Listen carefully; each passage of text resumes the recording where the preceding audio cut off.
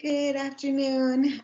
So today we're going to be reviewing our next module, which is all about labor expenses, and then I'll put up another PowerPoint that'll be about the following module. So I'm just going to start by sharing my screen so that we can look through the PowerPoints.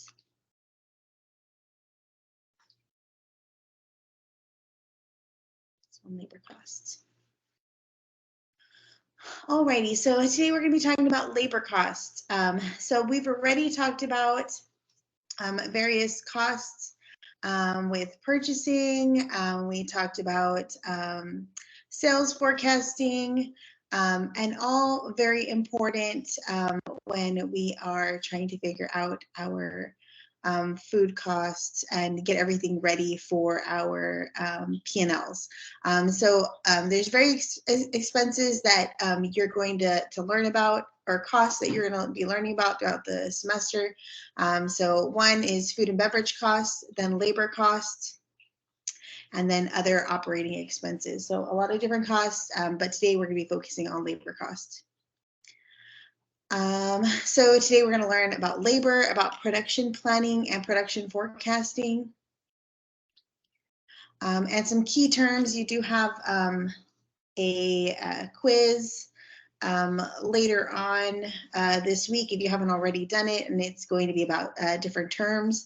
So we'll highlight the terms that you need to focus on so that you can get a good grade on your quiz. But for this particular list of terms, these definitely should be some that you keep in mind. So benefits, crew schedule, labor costs, lineup meeting, mise en place, production forecast, and production sheet.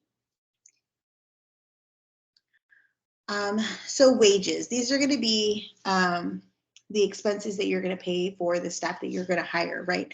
So labor costs are the money and the cost of benefits paid for the work that employees do.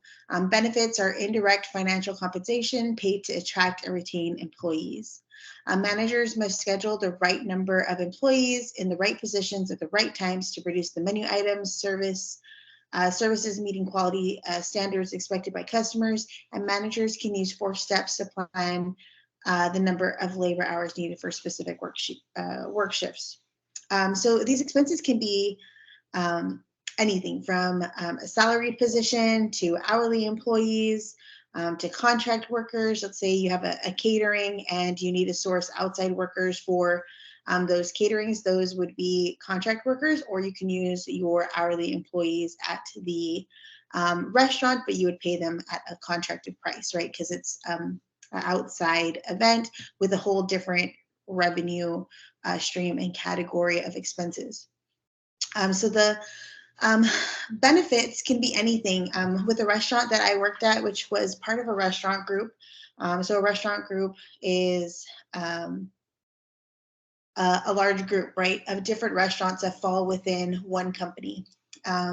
And sometimes these restaurant groups, they have a way to appeal to employees because obviously they are a larger company, right? It's not just one restaurant trying to engage and appeal to future employees or staff that they want.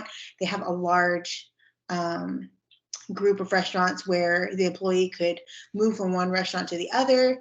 And so they have a little bit more money to kind of appeal to their staff. So some benefits that the restaurant group that I worked at was they had R&D benefits. So if you were in management, there were opportunities for you to go do research and development. So let's say the restaurant I worked at was like a modern Mexican restaurant. We had opportunities to go to Mexico City, to Oaxaca, to go taste the food, go research and taste ingredients that maybe we're not familiar with, but that now we can bring that experience and incorporate them into the menu. And that happened maybe like once a year. So it was a great benefit, and it was a great option for me because as a chef, I want to continue my education, and that's going to be through experience, through tasting items, and just overall education about what I am cooking, right? So some other benefits that attract employees or retain the employees are also, I think they do like tuition reimbursement sometimes. Of course, benefits like medical insurance. Some restaurants don't have medical insurance, so you have to get insurance outside of the restaurant. Um, they had short-term leave, disability, 401ks, right? All these things, benefits that you would see in other industries now available for a restaurant group. So that was very appealing to me because as I got older and grew into the different positions that had more leadership roles, I was looking for ways that I could grow professionally, and have some sort of, I guess, like stable, like living environment, right? Whereas before, maybe I worked in a small restaurant, I didn't have insurance. If I got hurt, which is very likely because we're working with dangerous equipment, we're working with all kinds of heat elements, right? That could definitely hurt us. We could slip and fall. So a lot of reasons why we needed insurance, why I wanted a more stable position. So benefits are super important. Sometimes that's even more important than what you make because the benefits are going to help, right? We're not having to pay out of pocket expenses for medical care if we don't have insurance. So very important, these benefits. That's what also goes into account when we're thinking about labor costs. And then how we schedule the number of people that we need so that we can be successful in the restaurant. If we don't have enough cooks scheduled and we get really busy in the restaurant, then the customers are going to feel it because we're not able to produce the food quickly enough and not up to the standards and quality of the restaurant. And that's expected of the customers. And so these are the 4 steps to planning the shift. So there's labor hour planning. The first step is to determine how much money can be spent.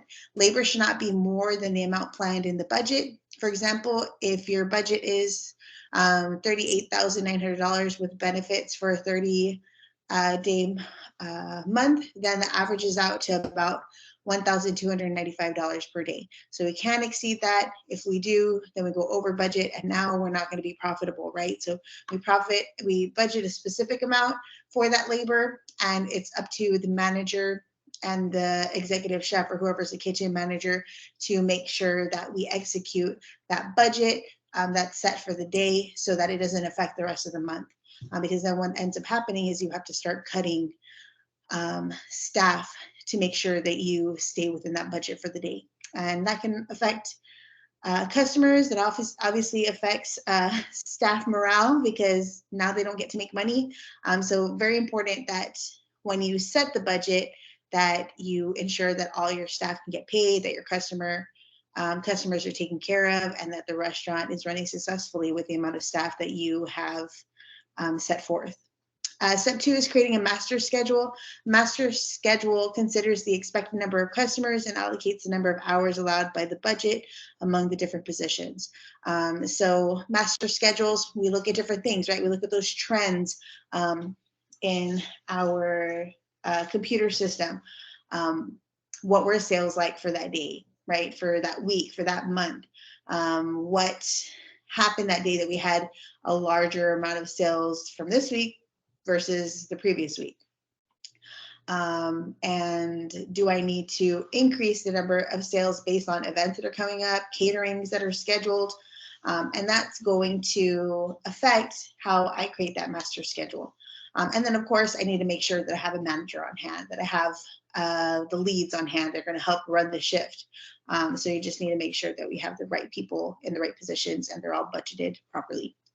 Step 3 is to develop a crew schedule. A crew schedule tells employees the days and hours they're expected to work for a specific time period. Employees must tell the managers about the times during that period they cannot or do not want to work. So pretty much when you get hired, that's one of the first things that they ask. What is your schedule? What's your availability? If you go to school, make sure you give me your school schedule so that I'm able to incorporate that into the master schedule. If you need to leave by a specific time, let me know. You can only work nights because you have another job during the day. Let me know all those things. So that's all very important so that we can schedule accordingly when we're putting together that schedule. And typically for part-time employees, it's about 30 hours and under. And then for full-time, it's going to be 30 hours plus, depending on what is available, what position you hold. Typically, managers are going to have the most hours for a full-time position because they're the ones that either are salaried or they have a higher hourly rate, and they're have more of a leadership role, so they have to be there a little bit longer of a period. Step 4 is to distribute and adjust the crew schedule.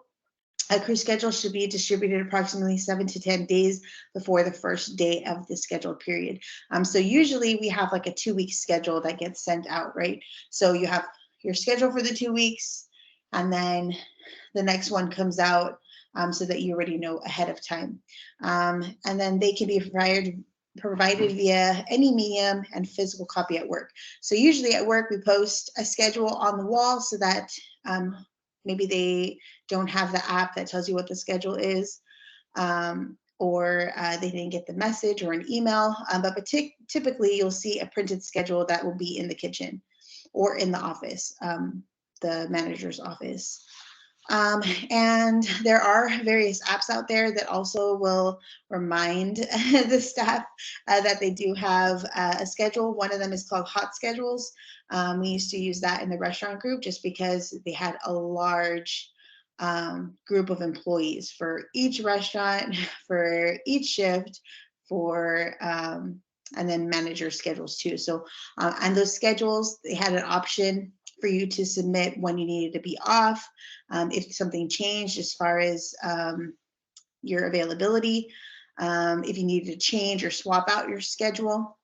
All those were available for that. But your set schedule was in there. If something was off, you could bring it up to management. So once you have your schedule, now it's all about coming to work, right?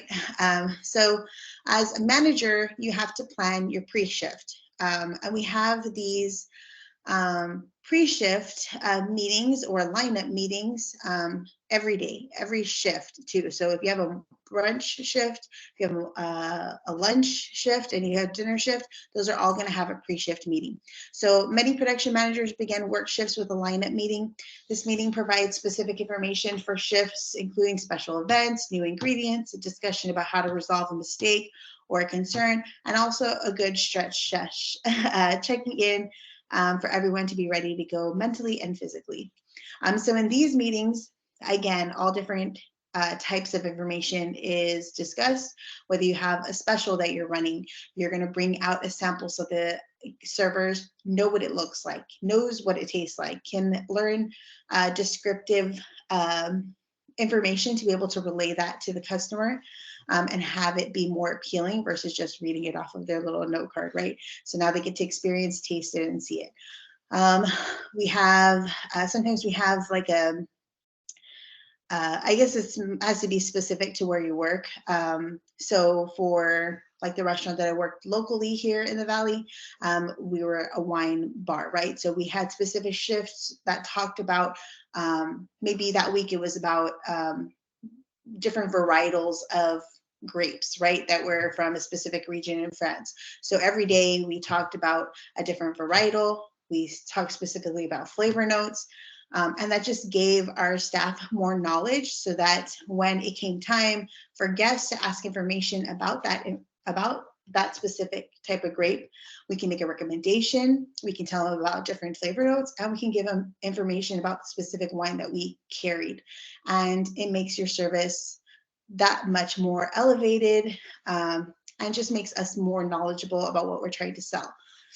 Other things that we talk about, of course, things that we might be running out of, right, or low on, because the last thing that we want to do is tell our customer that we have something and then we run out and we have to come back and tell them we don't. We discuss how to resolve problems or issues if they arise so that our staff is prepared, they know who to go to when something does happen. And so that way the problem can be resolved fairly quickly and smoothly with our customer to where they feel trusting of us as a restaurant and a business. So very important. We also talk about special events. Maybe we have a wine dinner coming up, or we're going to be at the Food and Wine Festival. We want to get the word out so that we can get more traffic in those events and get people excited about what the restaurant's doing. We talk about that too. We talk about new ingredients that we're adding, seasonality, because we want all those things to be discussed with our customers so they know what our brand is about and we're talking about it daily. So the lineup is one of the most important, or the pre-shift meeting is one of the most important meetings. And we do that in front of the house and back of the house. Back of the house, it helps prepare the line cooks and everybody who's working back there what's to come, right? We have a catering. We need to make sure that we can prep all the catered food and work on food items that are coming in during the service. We need to make sure that we know how many parties we have for that evening. If there are 3 large tables of 15 that are coming in and they're all coming in within an hour of each other, we need to know, okay, our kitchen's going to be pretty busy during that time frame.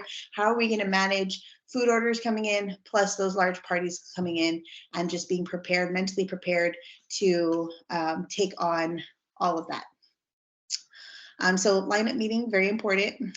Sales forecast, this report tells the production staff about the overall product needs to be, to meet the sales forecast. Usually this involves servers a little bit more, such as upselling. So let's say we looked at, we have a bunch of specials, and our sales for the day, we usually have a goal, right?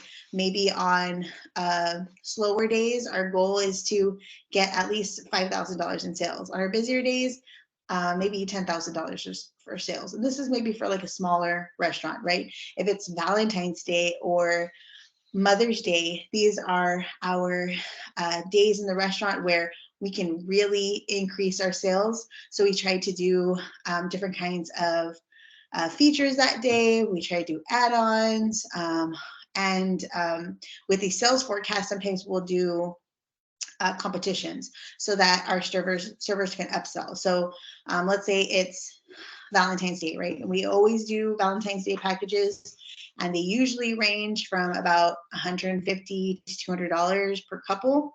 And let's say a restaurant can fit up to 200 people in our restaurant. We really want to make sure that we get every single customer that comes in to the restaurant to purchase that package. And not only the package, but we want to add on a bottle of wine, a bottle of champagne, adding an extra dessert, because we can maximize our sales during those peak times when people are coming in on a special occasion, able to make or spend more money, or wanting to spend more money to kind of treat their guests or their significant other. So we try to meet those sales goals by upselling.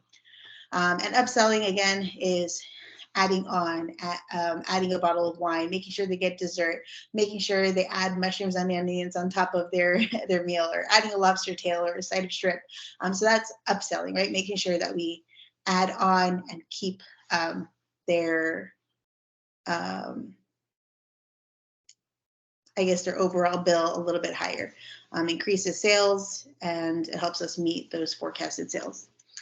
Mise en place, staff are much more productive when they assemble items that they'll need before they start execution and preparation. If you've taken any culinary classes or pastry classes, we talk about mise en place the very first class. Mise en place is just a French term for things in place. We want to make sure that we have every single item that we need before we start cooking, so that we don't misplace an item, we don't forget about it. And so that we're more prepared and have more successful execution. So that happens in both the front of the house and back of the house. Of course, back of the house needs to make sure they have their station set up. They need to make sure they have paper in their in their ticket machine, right? So that they can get all the tickets that they need throughout the shift. That makes them more successful and able to execute the dishes that are coming out. If they don't have paper, then it's going to run out. They're going to miss a lot of tickets. And by the time they put the paper in, who knows how long those tickets have been sitting there waiting to get printed out, right? So mise en place is very important in front of the house as it is back of the house. Front of the house, we need to make sure that we have everything we need, right? Wine openers, bottle openers, all of our wine and beer and liquor ready to go. If it needs to be iced down, then it's iced down. If it needs to be restocked, then we restock it, right? If we need to get silverware and all the tableware set on the tables, that's all mise en place. Getting prepared to execute a shift for customers that are coming in to enjoy their dining experience. So next we're going to talk about supervising production staff. So we supervise for quality. Managers should engage and observe preparation activities to ensure that recipes are being followed and that all food safety procedures are in place. Knowledge of recipes and details of the property's HACCP plan are important. So as a back of the house manager or even front of the house, our job is to go through, look at all the coolers, look at the top of the coolers to make sure all the prep is done, tasting items to ensure for quality of the product that's going to be going out. Sauces, if they're being made, we taste them. We're checking dates. We're making sure that we're doing FIFO, first in, first out, and ensuring that all the staff is following all the procedures that we set in place so that we can run an efficient shift. Supervising for other concerns, menu items are ordered properly. That's going to be a front of the house manager concern. Also a back of the house manager concern. If you notice that something's not being ordered properly, that gets communicated to the manager. Manager talks to the server, and then everything gets cleared to ensure that the guest wanted that specific item ordered that way. Complete orders are placed and prepared at the right time. Ensuring that your staff are trained properly to get the complete order. Make sure if a person wants a steak that we're not just putting in 12-ounce ribeye, but there's no temperature on there. How is the kitchen supposed to know what they would like? So a complete order would be, oh, you want a 12-ounce ribeye? What temperature would you like your ribeye? And then explaining what those temperatures are, because everybody has their own opinion on what a temperature looks like. But we need to make sure that medium is a warm pink center all the way throughout, right? Medium well is just slight pink center in the middle, and then well done is cooked all the way through, right? Or if they want like medium rare, that's going to be a nice red center. And then, of course, if it's rare, well, then just barely cooked, right? So just ensuring that your customer knows exactly what they're getting and then putting that in to your system so that it gets clearly directed to the kitchen. Service employees communicate and interact professionally. So you're working with all different kinds of personalities. So it's very important that the employees that are peers are working together, that they're communicating. Maybe they are splitting an area that they have to take care of. If they are going up to a table and assisting with that table, they also need to communicate that to the other server in their section. And then they need to interact professionally, right? We're in a professional setting. Even though you're a server, we're still trying to deliver a higher quality of service in a professional manner. So communication needs to be professional. We need to talk about things that are really just based around the restaurant and not any kind of like gossip or like mingling that's going to affect or prohibit a customer from having a great experience. And then customer complaints are addressed while the customer is still at the establishment. So that's going to be, again, a supervisor position. Notably, you'll train your staff to inform the manager that there is a customer complaint, what it is, who the customer is, and then from there, the supervisor or the manager should go to the customer, talk to the customer, inform them that they will be addressing the situation and ensuring that whether it's food or the experience that they're having, is going to be turned around, right? So then that manager will talk to the kitchen. Maybe it's something that needs to be addressed, like their food coming out cold, or maybe there was an object in their food, or their order came out wrong. So getting that food out in a timely manner, the manager will then go and deliver it to the customer and ensure the rest of their experience is a good experience so that they're able to come back and enjoy another experience in the future. Production planning usually starts with well, we'll look at these different items. So production forecasts, we'll look at past sales, current sales trends, and then future sales trends. This is a whole recyclable or a whole cycle that just continues to feed one on another, it'll continue to feed into each other. So production forecasts are going to be determined by past sales, current sales trends, future sales trends. So production forecast. Food production managers develop production forecasts to determine the quantity of each menu item that will likely be sold during a specific time period, such as lunch or evening meal. This is an important skill because an accurately developed production forecast suggests how many customers will be served and even what they are likely to order. So again, we're going to look at all those things, right? Current trends, our past sales, and our current sales, and future trends, right? So all those things can affect what we're going to be producing. So past sales trends, we're going to be using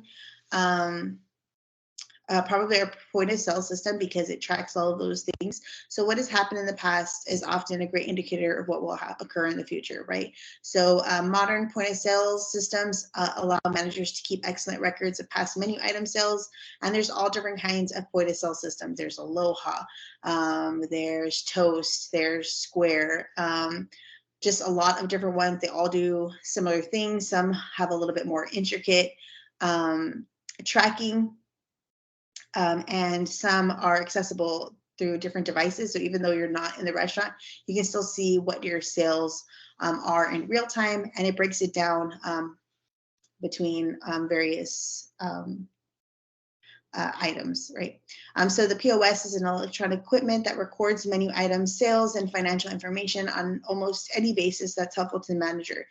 You can look at yesterday's sales, the average sales for a specified number of days. For example, you want to look at the same day for the month every Tuesday. You want to look at every Friday. You want to look at every weekend. It'll look at last week's daily sales on a day-by-day basis, last month's daily sales on a day-by-day basis, and actual sales on the same day of the last month or year. And so that's important, right? Because we need to know, okay, last year around Christmas time for the month, we made $1 million. That's going to be our goal, or maybe our goal is going to be 2 times that or 1.5 times that. We want to try to move past that. Are we seeing a sales trend of increasing sales over this year that we think that we can put a sales goal for December, which is a very busy month, at 1.5 increase of sales, right? So that would be our goal, right? A half increase in the sales from last year. Current sales trends are also a determining factor. Factors that may impact current sales trends include weather, road construction, sporting events, and other activities in the community. Another recent trend can be in the product that you're serving. For example, sales of healthy meals may increase during the beginning of the year where people have resolutions or looking for a lifestyle change. So we talked about this, right, when we're talking about forecasting sales. Any of these things can affect whether we have an increase in sales or a decrease in sales. Sporting events, if they're taking place, people are going to be more drawn to those sporting events and probably won't go out to eat. They're probably going to eat at the venue. Road construction, maybe they're closing down a road that was accessible to your restaurant and now it's not. How are your customers going to get to your restaurant? Are they going to avoid that road construction? So that's going to decrease the amount of traffic going to your restaurant. Weather, is there a hurricane or a tornado? People are not going to be out on the road. They're not going to be dining anywhere. But if it's sunny and hot and perfect weather, right, nice and windy day, people are going to be out and about and dining, so your sales are going to increase. Um, and recent trends like eating healthy, especially at the beginning of the new year when people have New Year's resolutions, they want to have a healthier lifestyle, eat healthier food. So incorporating some healthier options are going to help bring in the traffic. Just like with Lent, right? Some people celebrate Lent. They want to have different kinds of seafood available for them, so that they have options when they come in and know, okay, I can still dine at this restaurant because I'm still going to have those options to enjoy what I need to during this time period. So all very important. And then future sales trends are also going to help us determine what we're going to be making and how much to make. Future conditions should also be considered when estimating menu item sales. Examples include the opening of a new competitive establishment, planned promotions, and planned changes in hours of operation. After past, current, and future sales trends are assessed, managers can develop their production forecasts. So if you have some competition opened up nearby, in the restaurant that I worked in downtown Austin, we had right one block down, we had another modern Mexican restaurant open, and we were worried. We weren't sure how that would affect our restaurant. Our restaurant had already been open for about 10 years. So, I mean, they were already established, right? They had the name, they had some notoriety from getting a James Beard award in the past. So they had already left their mark in that community and in that area.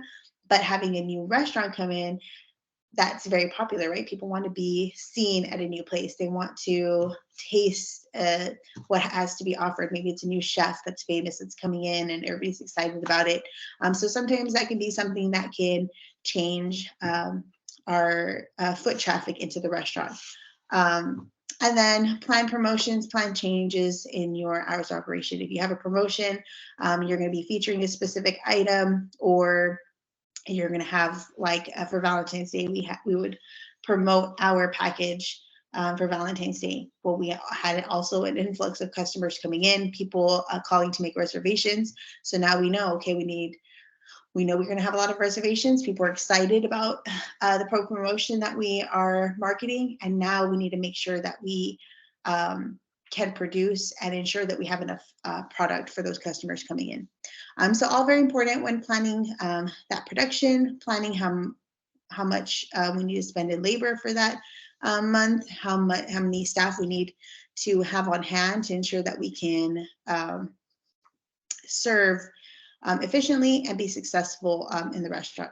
So that's all about labor costs. Again, focus on the point of sale, focus on mise en place, focus on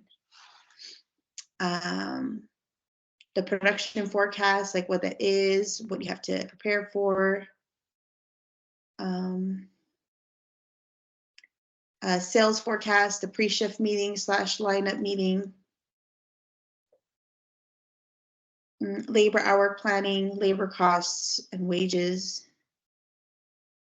We didn't talk about production sheet, but a production sheet, after we make the production forecast, a production sheet is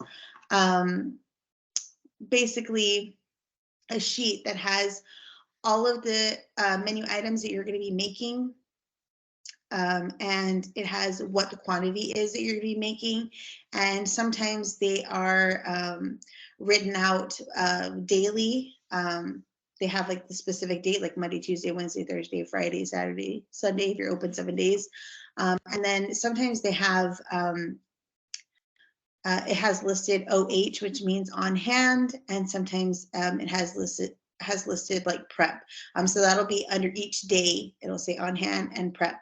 So on hand means what you have on hand, what are your counts for the day. So let's say for my butcher, I'm gonna have to give him a prep sheet that's gonna have what he needs to break down as far as beef. So let's say we serve ribeye and filet and New York strip, and on hand, when I look into the refrigerator, I know that I have 6 ribeyes, and I have 4 fillets and 2 New York strips left. But my production forecast for a busier day of the week, like a Friday, says that I need to have 20 ribeyes. prepped for that day to ensure that I have enough for guests that are coming in. So if I have 6 ribeyes on hand, then I need to make 14 more. I need to prep 14 more to ensure that I have at least 20 for that day. So on hand would be how many I have, and then prep would be what I'm going to prep. So and then it usually has your par. Your par is going to be what the production forecast is. So if I need 20 ribeyes, the par will say 20. On hand is what I have. So I have 6. What I need to prep is 14. That would get me to 20. So now I'm on the par. So that's what your production sheet will look like. I will show you one in a little bit once we're done with the other PowerPoint. So that's everything about the labor costs. Now we're going to talk about controlling other expenses. So in this PowerPoint, we're going to talk about other expenses, what those are, right? So we talked about food expenses, beverage expenses, we talked about labor expenses, and now we're going to talk about other expenses. So our other expenses can be controllable or non-controllable. Controllable expenses are ones that we can control, and non-controllable are ones that we can't, right?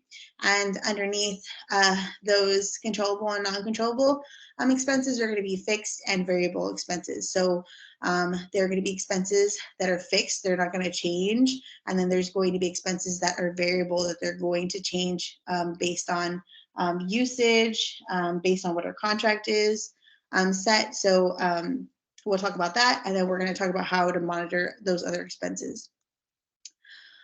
So this is a national typical year one restaurant startup costs, and these are for obviously an area that's a lot more expensive, right? Our startup costs here in the Valley probably won't be this high, but let's say if you work in New York and you want to open up a restaurant, these are probably what you're going to be looking at as far as expenses.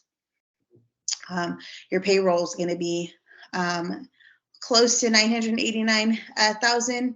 Your food and beverage, inventory, and paper supplies are going to be about 400,000. Your kitchen and server station equipment is going to be near 140,000. Remodeling and decorating the dining room is going to be about 113,000, and then licensing and permits are going to be about 78,000. So there's a lot of expenses, right? But that's what you need to start up in a larger city, definitely at minimum, I would think, because depending on your area that you are in those larger cities, maybe things are going to increase. Prices may increase on certain things. So key terms to think about, because we're going to have a quiz in a couple of days, is other expenses. What are controllable and non-controllable expenses? What is a fixed and variable expense? What's an SOP? What are direct operating expenses? And what is USAR? So other expenses, these are the costs of those items that are neither food, beverage, nor labor, right? So we already talked about food, we already talked about beverage, and we just talked about labor. So these are going to be all the other expenses that we're going to be looking at. Managers must look for ways to control all of their expenses, and sometimes the environment in which they operate will act upon their facilities to influence costs in a positive or a negative way. And then each operation will have its own unique list of required expenses, and they can constitute almost anything in the food service industry. So this is just an example of some of the expenses that we see. Rent, just like anybody, unless you own the property or the restaurant or the area, the land, then we're going to have to lease or rent the restaurant. So just like you have to either rent an apartment or you rent a house, you have to pay these expenses. And they are expenses that won't change if you have a contract, right? Or if you have like a lease agreement, unless you have a mortgage, right? A mortgage is going to be set over 30 years. You have a specific amount that you're going to pay every month. Maybe that changes over a certain amount of time, but that is in your mortgage agreement, right? When you're renting, sometimes we're renting for a short period of time. You could have a long-term lease, you could have a short-term lease, and those expenses that you spend on your rent won't change for that month. They'll stay the same, but after that lease is up, then it's up to you to decide if you'd like to stay and pay whatever that increase is, or whatever is determined by the agent that's leasing your apartment. Utilities are another service that we have to pay in the restaurant. We still need light. We still need gas if we have gas stoves, right? We still need water service. We need all those services that you normally need in your apartment or your home. Same thing that you need in a restaurant, but on a larger scale because you have a larger location, and we're utilizing a lot more of those services. So usually rent, again, in a larger facility is going to be about $86,700. Again, this is probably in a larger city. And it's going to be about 7.1% of your total income. Utility is going to be about 1.9% of your total income. And then other occupancy costs are going to equal out to $116,009, and it's going to be about 9.6% of your total income. So as we look at a P&L in a little bit, I'm going to show you an example. You're going to see that all these expenses get deducted, and then eventually we will get a profit. So food expenses, beverage expenses, labor expenses, and then all these other expenses are going to get deducted, and we'll see them in different categories. And then you'll see what's left after all that. So some other expenses, we talked about control. Well, we're going to talk about controllable and non-controllable.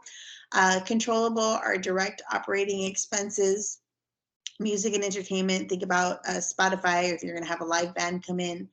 Marketing, if you have somebody specific that does social media marketing, that takes pictures of all of your food items.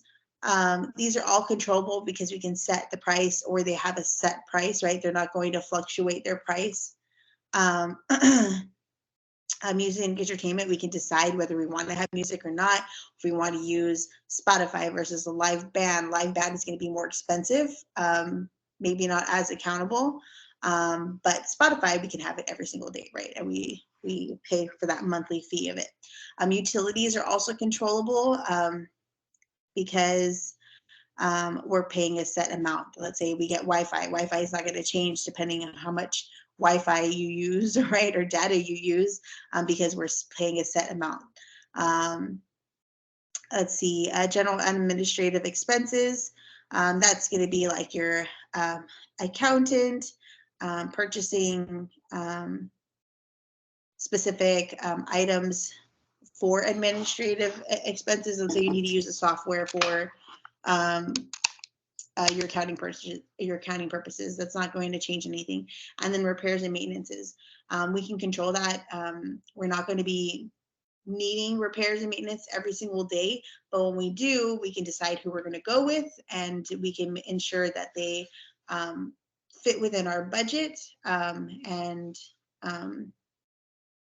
make sure that they repair what's needed at that time. Non-controllable, these are things that we can't control. Right. So equipment rental, interest expenses, management fees, depreciation and amortization, occupancy costs, and corporate overhead. USAR and SOP, these are going to be very important. The USAR is the Uniform System of Accounts for Restaurants. This tells you on your P&L the cost expense groupings are used. They should make sense to the operator, be specific enough to the operation. So for example, when we look at a P&L in a little bit, we're going to see that the P&L is broken up into sections, and those sections need to be easily read by the operator and specific to the operation. So the first one will be sales, right? And it'll tell you what your food sales are, your beverage sales, and those beverage sales can get broken up into even um, another itemized list. So if beverage sales, usually we look at wine, beer, liquor, non-alcoholic beverages like tea, lemonades, sodas, and then it goes down to other groupings. The other thing that is important is a standard operating procedure. This is a procedure that tells us what we're going to do, right, in the restaurant. So like hand washing would be a standard operating procedure. If we need to train our staff, we give them a list of things that need to be done for hand washing, right? We're going to wash our hands when we go to the bathroom, when we are about to prep something, when we leave the kitchen and have to come back, we need to wash our hands. When we're moving from one task to another, we wash our hands. And then we give them example of what the procedure is to wash your hands. What are the steps to washing your hands, right? So it's basically a training tool that's used. For example, in the past, water was automatically an SOP, a standard operating procedure. When a customer came in, you'd give them a glass of water. They ordered tea. Well, they had water and tea. They had breakfast. They were going to order coffee. Then they would get served water and coffee. It was just an automatic procedure or training technique that was utilized, right? So customers always had water. But now, with the cost of energy rising, and then cost implementing a policy of only serving water upon request is the standard. So now that there's expenses for filtered water, and yeah, just the cost of energy rising, now the new policy or the new standard operating procedure is to only serve water upon request. So depending on if you're somebody who likes to have a beverage, or maybe it's like a dietary restriction, like you can only have a certain amount of sugar, then maybe you request to have water now. It won't automatically come. So standard operating procedures are really important in the restaurant because they're great training tools, and usually they're given in an employee handbook, so that you know what the procedure is for certain things in the restaurant. And they have them for all different kinds of things, like personal hygiene, cleaning your nails, right? How to put your hair up, what kind of jewelry you can wear. So what is the standard for the restaurant? And then what is the protocol for the restaurant? That's usually what the standard operating procedure has in place. This is just an example of how your direct operating expenses could be listed. This could be like your total direct operating expenses, and then they would be listed below. So your direct operating expenses are going to be like equipment leases and linens, and then they're going to have these pricings, or not pricings, but the cost of that right next to it. So this is just an example of how this particular food item was broken down. It includes all the food costs that go into it, and then it includes the labor costs, any overhead, which are going to be those expenses, those other expenses, right? And then what the total cost of the food is, and then what the profit is if we're pricing it out at that price. So for this particular food item, it's kind of like a German taco. The bread itself is 75 cents. The toppings cost 50 cents, so that's like loaded with a bunch of healthy veggies, right? The protein is $2.50, so they're either using a high quality beef, chicken, or tofu. The sauce is 50 cents, so depending on what it is, maybe it has dairy in it, maybe that's a little bit more expensive. Packaging, any kind of foil that's going to get wrapped in, maybe a container it's going to get put in. Cutlery, like plastic cutlery, a bag, to-go bag, those are all expenses that are going to get accrued. So that's about 25 cents. So the total food cost for this food item is $4.50. Then you have to take into account labor, the people who are making the food, right? People who are packaging your food items. That's going to be about $2.50. And then any overhead expenses. So that's labor, utilities, taxes, insurance. All those things need to get accounted for and paid for, so that gets incorporated into the total cost. So the total cost with all those expenses is about $10. And if we're going to price it at $11, then we're only profiting $1. So in the restaurant, you're like, that's not a lot. How are you going to make money? Well, a lot of times when people go into the restaurant industry, they think that they're going to make a lot of money right away. That's not how a restaurant works. It's a very slow game of earning little by little every day. So let's say we sell 23 sandwiches. This is just one menu item off of your menu. That's $23 of profit after all those expenses have been paid for. But let's say, for example, after those 23 sandwiches that you sold, a school bus comes in and they order 30 more sandwiches. That's where you're going to make a little bit more profit, because now that's a customer that you didn't foresee coming in that now added to the profit of your restaurant.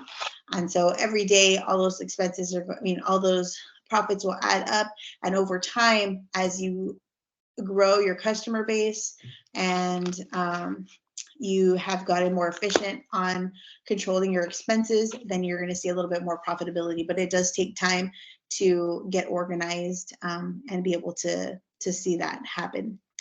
So controllable and non-controllable other expenses, for example, the USAR suggests the following individual costs to be reported under the other controllable expenses. It's a subcategory of utilities like electricity, gas, recycling, trash removal, and water sewage. So now we're going to talk about fixed and variable costs. Fixed costs are recurring constant costs that are incurred regardless of sales. So that includes rent, salaries, licensing fees, and insurance, permits and stuff like that, right? So those are all fixed costs. Your rent's not going to change, especially if you have an agreement already or a contract. Salaries aren't going to change because you have a contract for those salaries. Licensing fees won't change because, again, you have contracts for all these things. Same thing with insurance. Variable costs are reoccurring costs that change from period to period.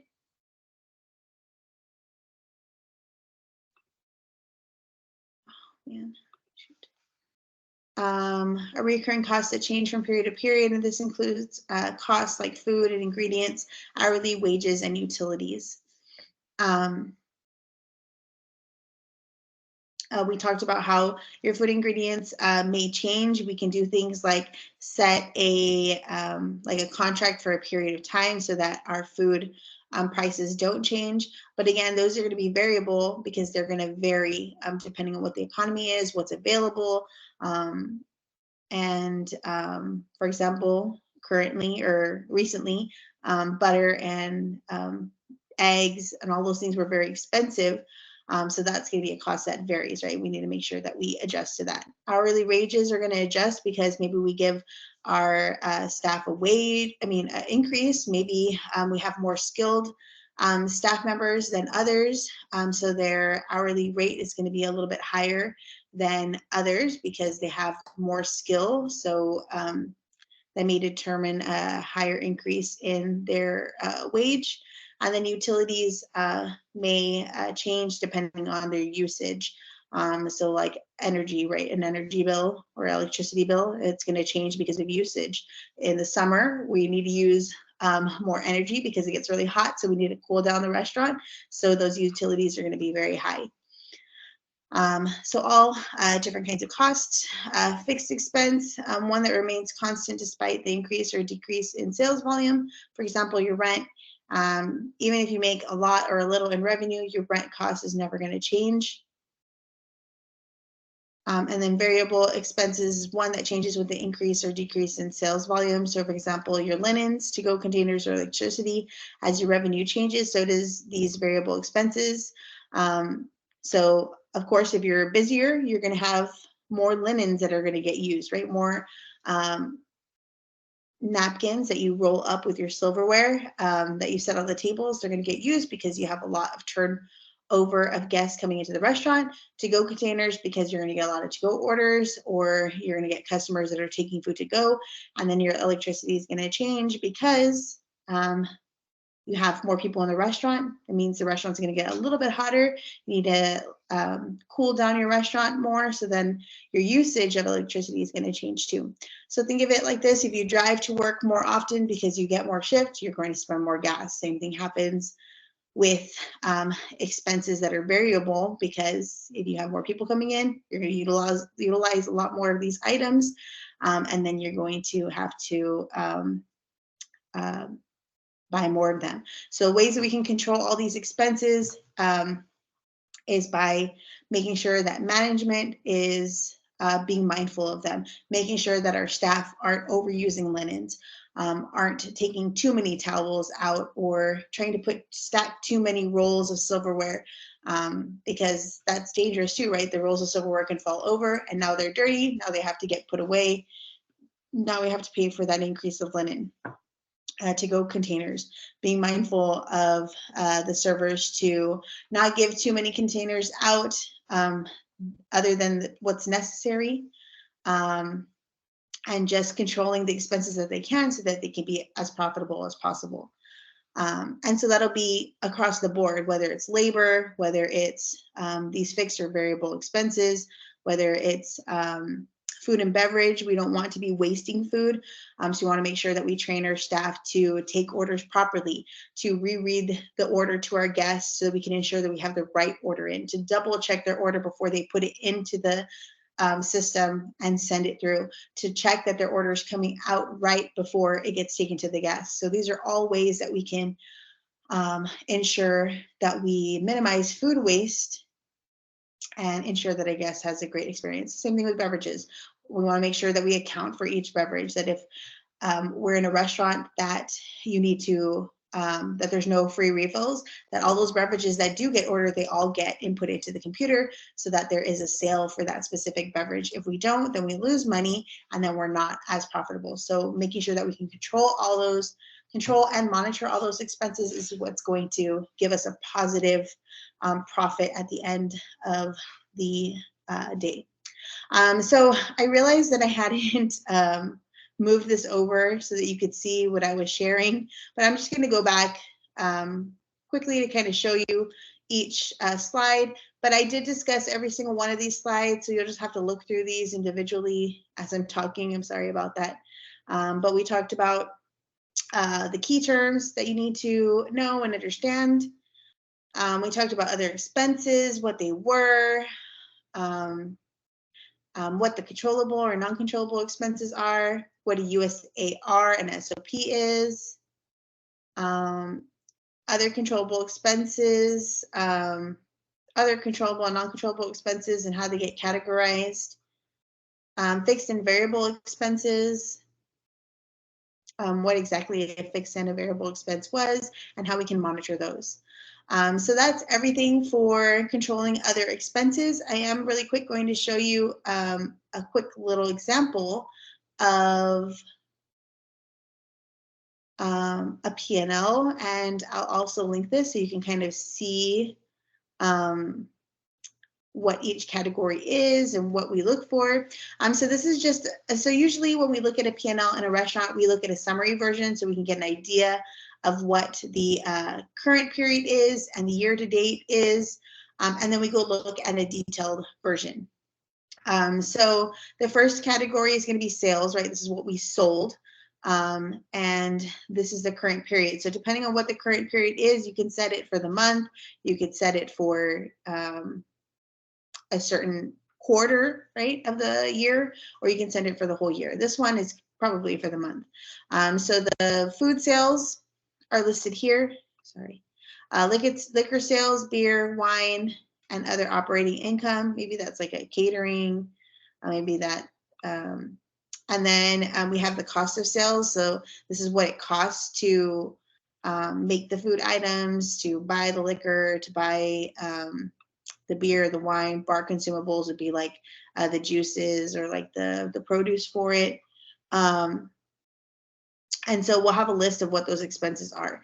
And so it lists what they are, and then it gives the total sales, right? And then this is the percentage of those sales. and then we look at year to date. So this particular restaurant has made $1 million for the year to date in food sales, right? And this is what their costs have been. And so now we total out those total cost of sales.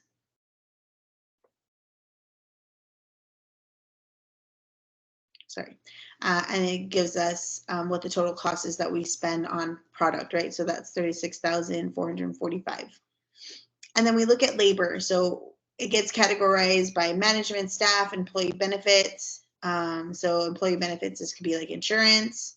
It could be like tuition reimbursement. It could be incentives that we give employees. Staff is going to be all other staff. Management, of course, is management. Maybe salaried positions like your general manager and your executive chef. Maybe that's under management.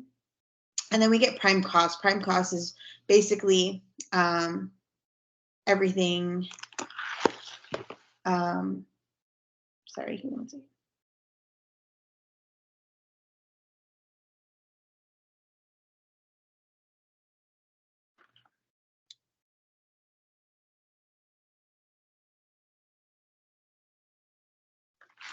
And then you get your prime costs. And then it starts to categorize your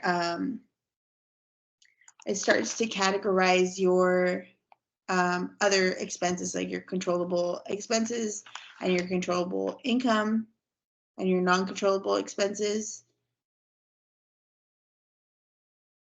Sorry, one second.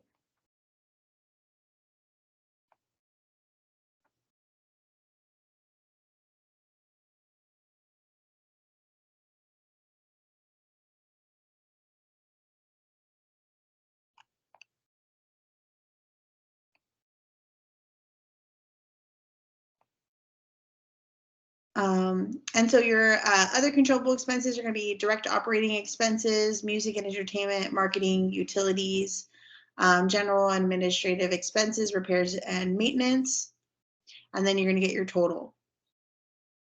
And then your non-controllable expenses are going to be occupancy costs, equipment leases, depreciation, and it's going to list your total non-controllable expenses.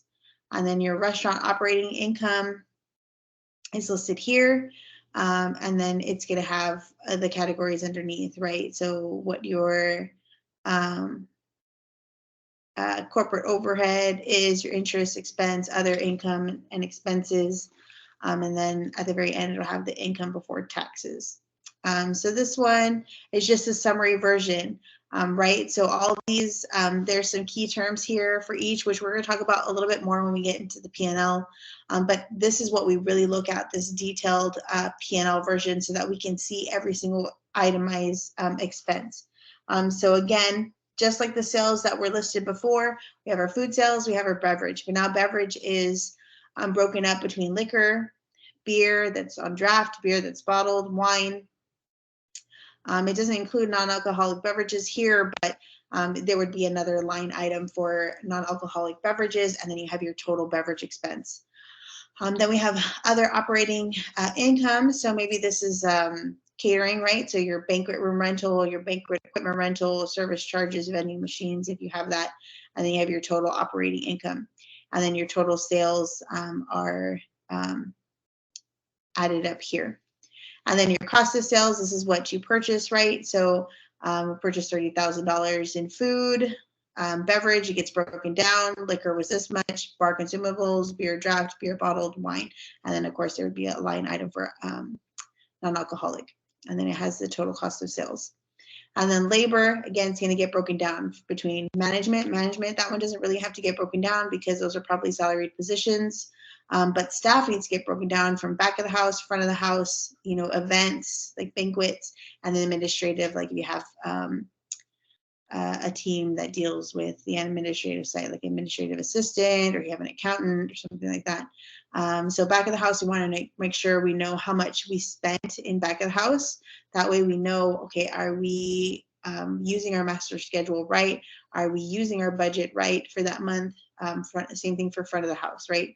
And then so on and so forth. Employee benefits, that gets broken down between payroll taxes, insurance, employee meals, and others. So if there was some other incentive that you gave an employee, then that would be in the other category. And then other controllable expenses get broken down too. The direct operating expenses are going to get broken down between auto and truck expenses. Maybe you have a delivery van, banquet and catering. Maybe you had to use equipment for that. Bar utensils and supplies, cleaning supplies, contract cleaning equipment and other rentals, flowers and decoration. Maybe you have flowers get delivered every single week or every couple of days. Freight and fuel surcharges, these are going to be found on your invoices for deliveries, glassware, guest supplies, kitchen utensils, and so on and so forth.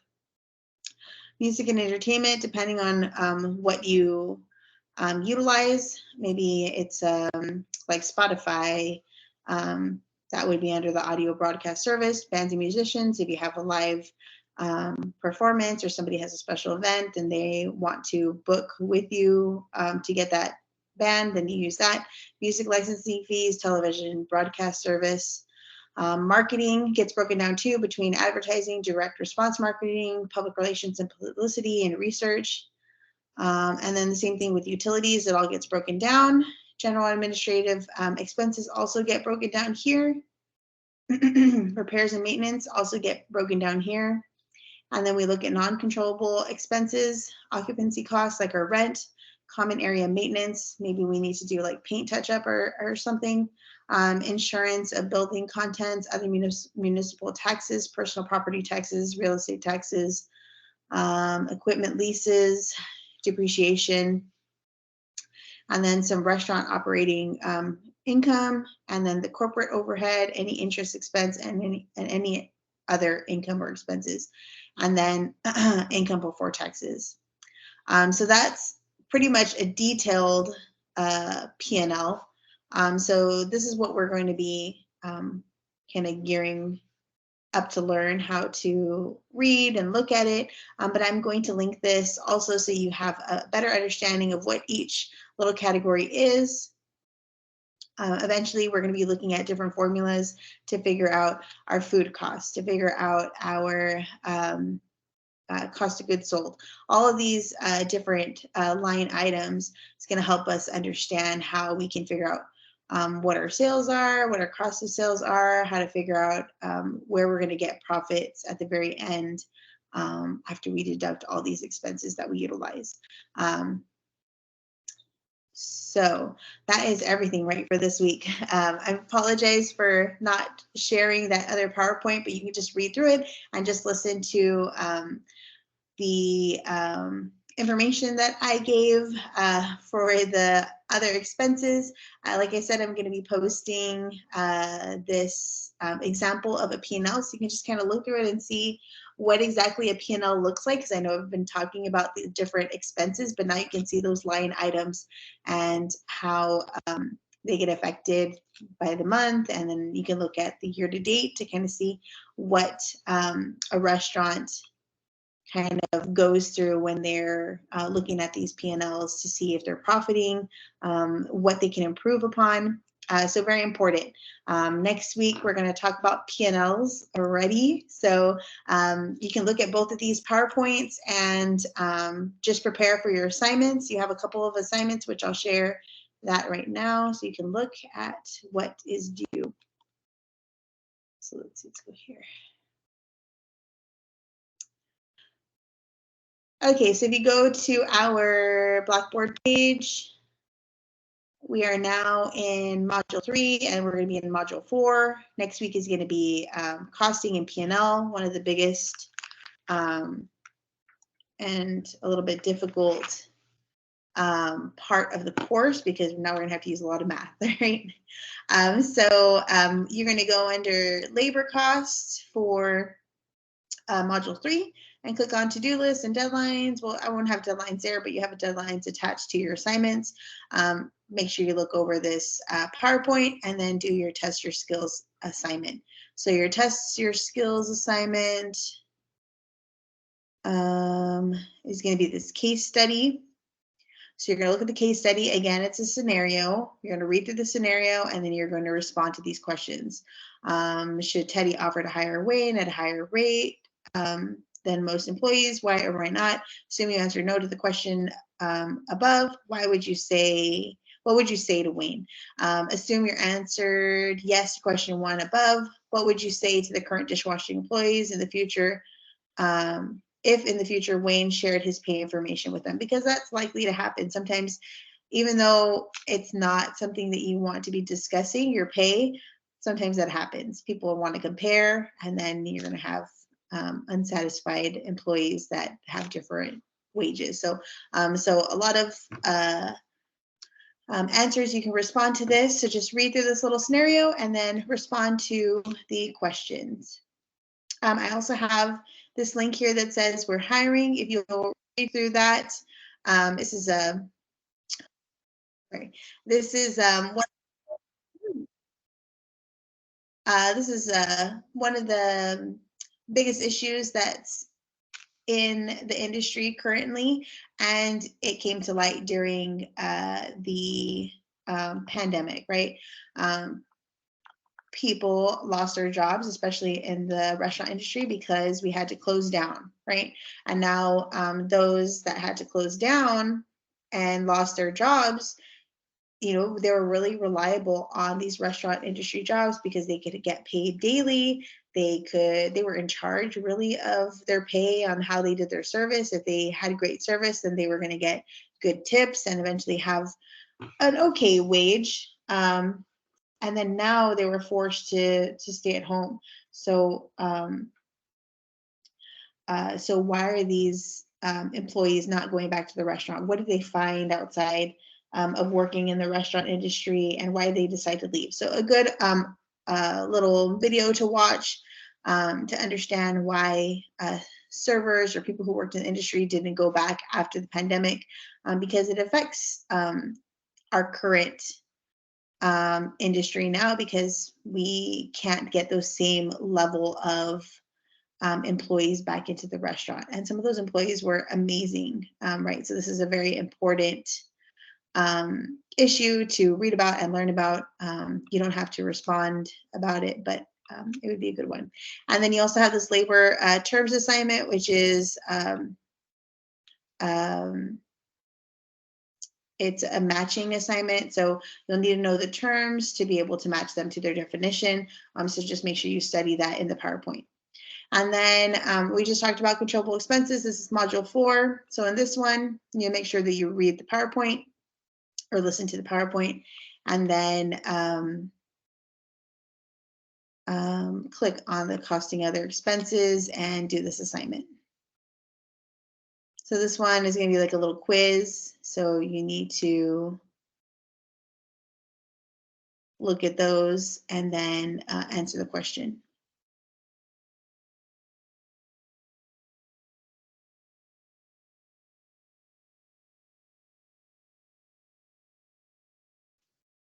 Okay, so that's everything. If you guys have any questions, please let me know and I will answer those for you. But other than that, you guys have a great week. Thank you.